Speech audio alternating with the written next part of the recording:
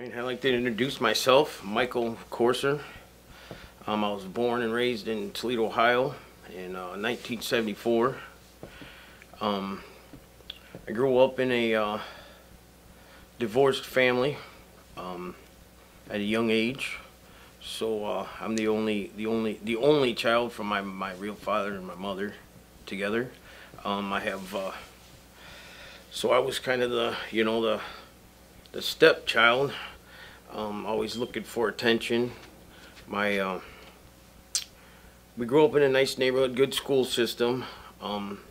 Really wasn't. My stepdad was an alcoholic. My real dad was not.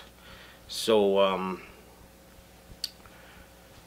from there, I was looking for attention because different. Living with my mom, she had kids with my stepdad. Go to my dad's house, and my stepmom giving all the attention to her kids. My dad working, of course. So that behavior went to the school system, and I was always looking for attention in school. Getting kicked out, wanted to be with the the troublemakers.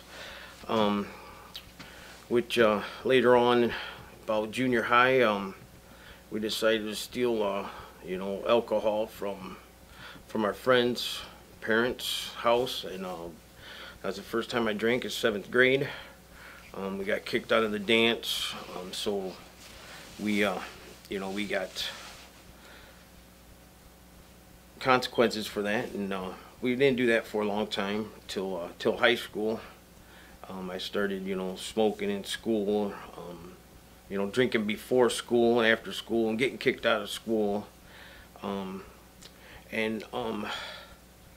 Then my family didn't want to deal with me getting kicked out of school or being around the house, so my mom came up with this great idea to send me with a friend that owned a pizza place that served beer, and I worked there all my summers up in Michigan. I really turned up the drinking then. We'd drink every night. We didn't have to be to work till afternoon. The cops would take me home in my bicycle. I think I was about 16, well 15, turning 16, before I got my license.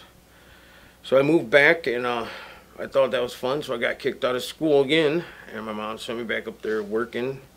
And then by then I'm 17, had my license, crashing things, stealing cars, and just continued to drink.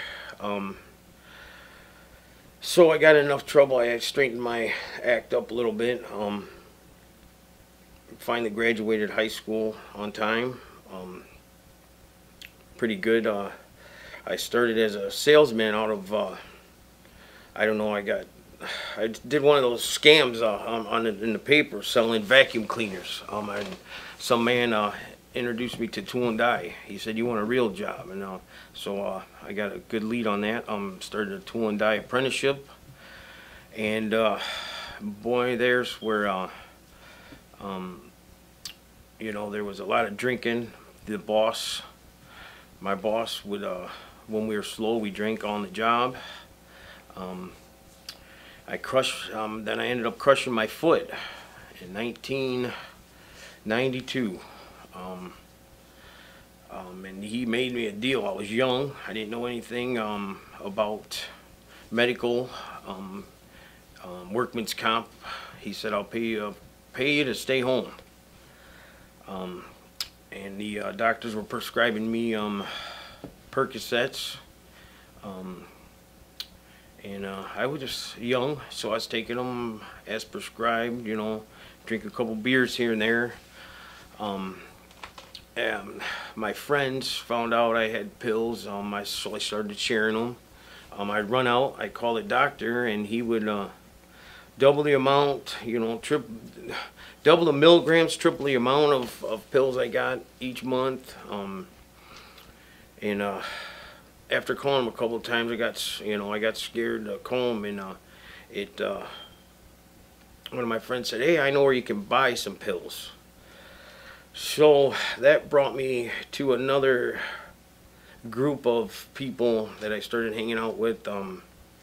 And I started, I got introduced to cocaine and crack cocaine, and that was about right before I was about 20.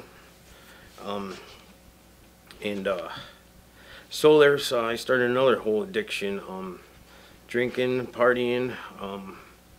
And then I ended up leaving went to a bigger factory where there's more people. Turned 21 and started going to bars. And I was married to my first wife then. We had two children. I was not in their life. I was always at the bar, taking other chicks home.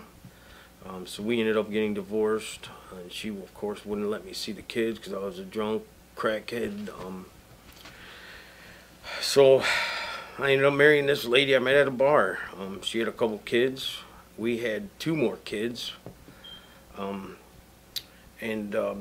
back then the doctors just kept prescribing me pills. I didn't know, you know, back then what I was turning myself into. I was still drinking, still doing cocaine.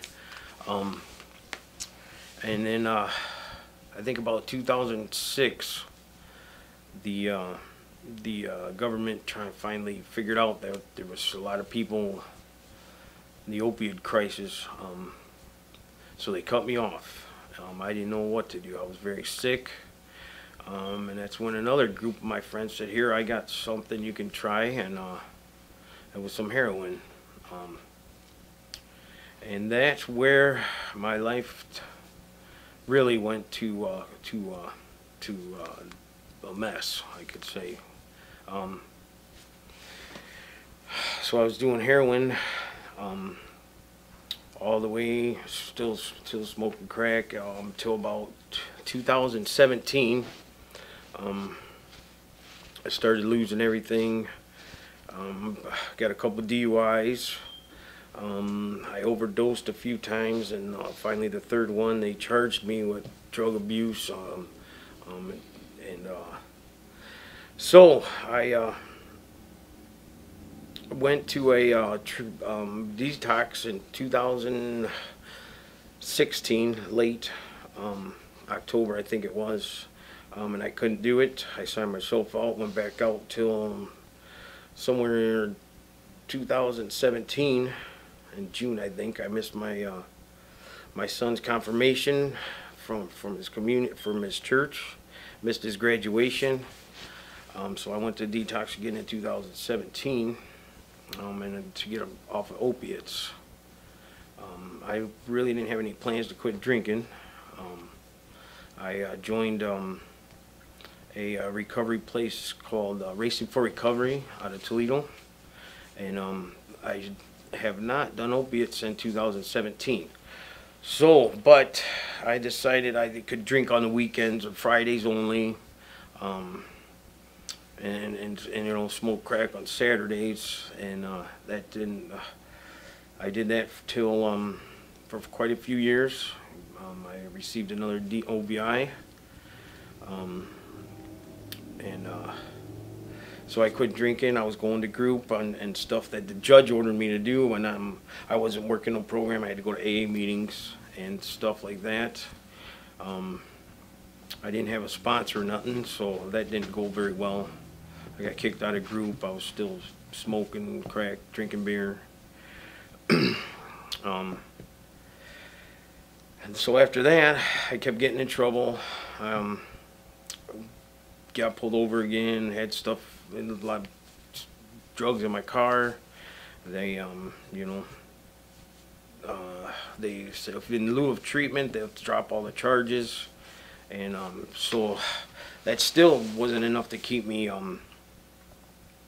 wanting to stay clean. So I avoided them, and I just kept partying and drinking. I lost my job again. My family wouldn't even let me in my own house. My second wife then left me. None of the kids would talk to me. They wouldn't. They kind of like took over my house somehow. They said I need to get help. And I remember it being in court, and the judge sent somebody to Woodhaven in Dayton. That was a few years ago, and I remembered that. Nobody would take me because I didn't have insurance. I was out of county. Woodhaven drove two hours to come pick me up, and I was living in Hogan, Ohio. So going to Woodhaven, I didn't have any plans on, you know, I was just trying to get the family to let me back in, talk to me some more. In fact, on the way here, I tried to get the driver to stop, and I was going to leave him, and I was going to call somebody. But I made it to Woodhaven on November 4th, 2019. Made it through the withdrawal management part, not knowing if I wanted to stay or not. I started feeling better. The pain was going away, and I thought, well, I can go back and, you know, maybe just take a couple drinks here and there. I won't smoke. But I decided to stay. There I met some AA members that came and did meetings for us, AA meetings with us, and I met my sponsor there, and I asked him how do you live sober, and I started working the 12 steps in treatment, and I haven't stopped since. I wasn't planning on going to sober living. I'm at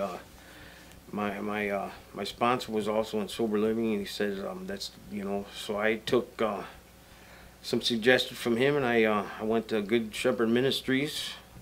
I have completed the 12 steps once, and we're working on doing another round. I have 7 months almost to the day. Today I'm still working a 12-step program. All my family's coming back into my life. I'm trying to help other people that want help, leading by example. I have a couple of children that are addicts, and I know from experience I can't help them without them wanting to help themselves. So all I can do is lead by example. I have a very blessed life today. A lot of good things are coming back to me, and I just can't, it gives me a lot of motivation to keep going and wanting to stay clean. And with that, I thank you all for listening.